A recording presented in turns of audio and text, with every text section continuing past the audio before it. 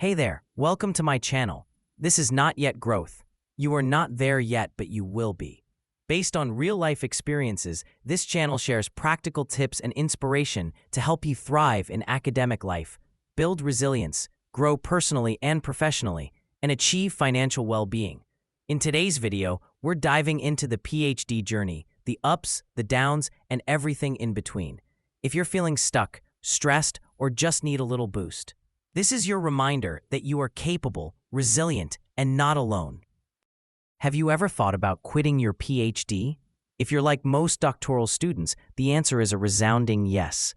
Whether it's the pressure of abstract theory, complex algorithms, mounting expectations, or just sheer exhaustion, the PhD journey can feel like an emotional roller coaster. But here's the good news. You're not alone, and you are absolutely capable of succeeding. This video is here to remind you that a PhD doesn't require perfection, genius-level IQ, or burnout. What it does require is consistency, persistence, and mental resilience, and those are skills you can build with time and the right approach. Let's dive into a practical, motivational roadmap to help you not just survive your PhD, but thrive in it, starting from day one. Why the beginning of a PhD journey feels the hardest.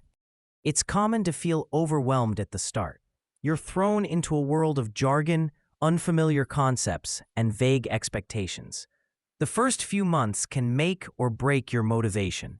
This is not because you're incapable, but because you're adapting. The truth is, negative thoughts are louder at the beginning. Self-doubt, fear of failure, and imposter syndrome are common. You're magnifying the unknown. It's human nature to fear what we don't yet understand. Mental preparation is as critical as academic preparation. But here's the best part. Once you move past this stage, things get smoother and more intuitive. Let's look at a 5-step plan to guide you through the foundational stage of your PhD journey and beyond. Step 1. Master the basics and build your reading foundation. Every research journey begins with understanding the landscape. Your first task is to familiarize yourself with your field. Here's how to start. Identify key terms and concepts based on your general research area. Download academic papers using your university library or public academic databases. Focus on reputable journals and well-cited authors to build your first paper pool. Start with 10 to 20 high-impact publications. These don't need to be deeply technical at first. Aim for review articles or survey papers that give a bird's-eye view. As you explore, use a notebook or digital tool like Notion or OneNote to organize your notes by subtopic or keyword. This way, you'll build a personalized knowledge database you can return to later. Also, start building your vocabulary. Research-specific language can feel alien at first. Create a glossary of unfamiliar terms. Understanding the language of your field helps you feel more confident in conversations and academic writing.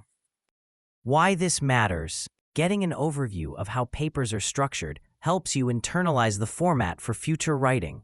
You'll start noticing patterns, introductions, problem statements, methodologies, results, and discussions. Even if it feels overwhelming now, just keep going. You're building familiarity. Step 2. Go deeper. Understand. Don't just read. Once you've read the basics, it's time to dig deeper into specific topics within your research area. The first set of papers helped you see the big picture. Now let's look at the finer details. Action plan. Start a second batch of readings, focusing on niche technical papers even if they're less cited. Pay attention to equations, models, and algorithms that are frequently referenced. Use tools like Mendeley or Zotero to manage and annotate papers. Highlight important sections and make notes. Instead of rushing through papers, use the Feynman technique. Try to explain a concept in simple language, as if teaching a classmate. If you struggle to do that, you've identified what needs more review. Join online forums or group seminars in your department. Hearing others' interpretations can help uncover insights you might have missed and clarify your understanding of dense material. Bonus tip. Don't skip the reference section. It's a goldmine for tracing ideas and discovering foundational studies. This phase is where you start connecting the dots between theories and real-world applications. Step 3. Fill the gaps. Read master's and PhD theses. Papers are brief by design and often leave out critical steps or assumptions. That's where full-length dissertations and theses come in. These documents provide the full context, detailed methodology, and comprehensive experiments. Why dissertations are essential? They often include step-by-step derivations, simulation details, and clear explanations. You'll find answers to questions papers leave vague or unanswered. They teach you how to structure your own future thesis. Use your university repository or websites like ProQuest to search for theses relevant to your field. Don't limit yourself to just recent work. Older dissertations can offer timeless foundational knowledge. Make it a habit to summarize each thesis you read. Ask, what was the research problem? How did they solve it? What methodology was used? What were the limitations? These summaries will be extremely helpful when you begin writing your own proposal or literature review chapters. Your goal in this stage: read theses from your university or institutions known for your field. Take detailed notes, ask yourself why the researcher made specific choices, and jot down your own questions. Start building a mini library of references and ideas that resonate with you. This is the phase where clarity begins to emerge. When you revisit earlier papers, you'll notice you understand them much better. This is what real academic growth looks like. Don't underestimate the power of volume. Reading more papers not only builds your knowledge, but also sharpens your thinking. Quality is often a byproduct of consistent quantity. Step 4. Get hands-on. Practice, experiment, apply. Theory without practice leads to frustration. No matter your field, you need to apply what you're learning. This is where confidence is built. What hands-on work looks like. In engineering or computer science, use MATLAB, Simulink, or Python for modeling and simulations. In the social sciences or humanities, practice qualitative coding, thematic analysis, or data interpretation using tools like NVivo or MaxQDA. In life sciences, spend time in the lab or analyzing datasets to understand experimental procedures. Start small. Replicate a figure or graph from a paper. Try to rebuild a simple model or recreate an experiment. Even if the results aren't perfect, the process teaches you far more than theory alone. Why this matters? Applying your knowledge makes the abstract become tangible. You start to feel more competent and in control. It relieves the constant anxiety of, I don't know enough. Don't compare yourself with others. Everyone moves at a different pace. Your job is to keep showing up. That alone makes all the difference. Step 5. Map your research direction strategically. By now, you've read a lot, understood key concepts, and practiced applying them. Now it's time to zoom out and ask, where is your research headed? Create your own research map. List the main research areas in your field. Use the 5 whys and 5 Ws, who, what, when, where, why, method to understand the evolution of ideas. Spot gaps in the literature. What's missing? What's outdated? What could be improved? Use a mind mapping tool like XMind or MindMeister to visually organize your findings. Group similar ideas and note overlapping problems. This helps you see where your interests intersect with real-world research needs. Common types of research gaps. Lack of realistic modeling or data. Oversimplified assumptions. No validation through experiments.